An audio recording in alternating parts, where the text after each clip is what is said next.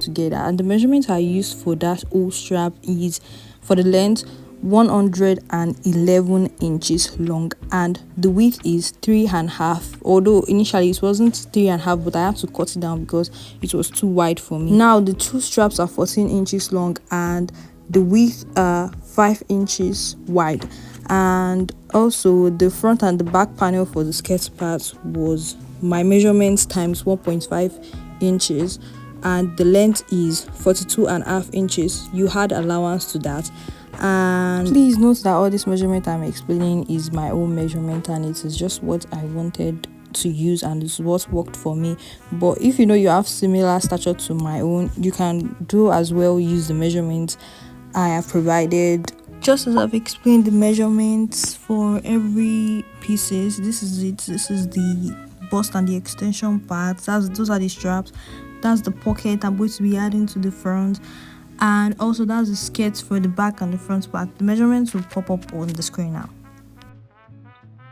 Oh, and a few important things that I failed to mention is that for that bust extension, I actually cut out two pieces. One is going to serve as the lining and the other is going to serve as the main body. So I pinned the bust extension together, right side facing right side, and if you are looking closely at that pin, that's the demarcation I attached to the material for where I'm going to be attaching the strap. For the front, the width between the straps is 8.5 inches, and for the back part it is 7 inches.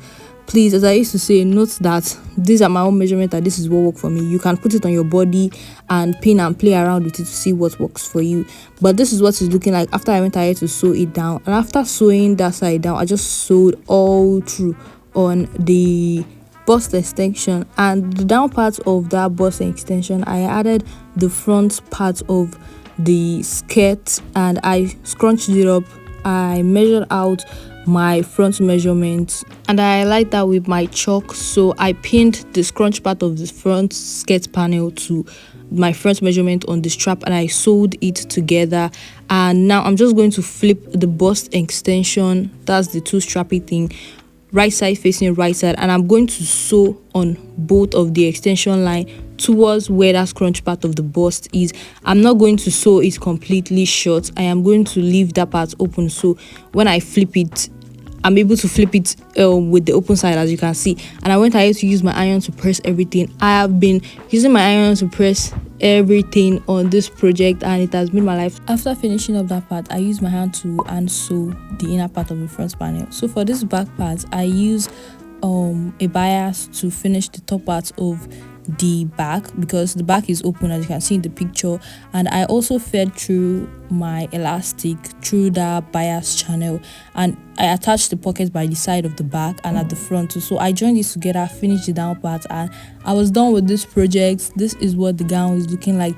It is very, very easy, and I hope my explanation was clear enough. I hope you understand it because most of the time I don't even understand what I'm saying. But this is what the dress is looking like. Following how the dress was styled in the picture, I also wore the white shirt she was wearing in the picture. The white shirt is not for me, it's actually from my brother. I do not have any white shirt that looks like this, but this is what it's looking like. I wore it out and honestly it was so comfortable. The pockets too was nice. Pocket was deep. If you want me to make a video showing you how I made the pocket, let me know in the comment section and I will make that video. But this is what the dress is looking like. But the only issue I had was that I don't like how the white t-shirt is looking at the back of the gown. So I wore another long sleeve sweater, and I liked how the back was looking like. This is the way I want it to look like. But thank you so much for watching, and I'll see you in the next video. Please like and subscribe and comment down below. Bye.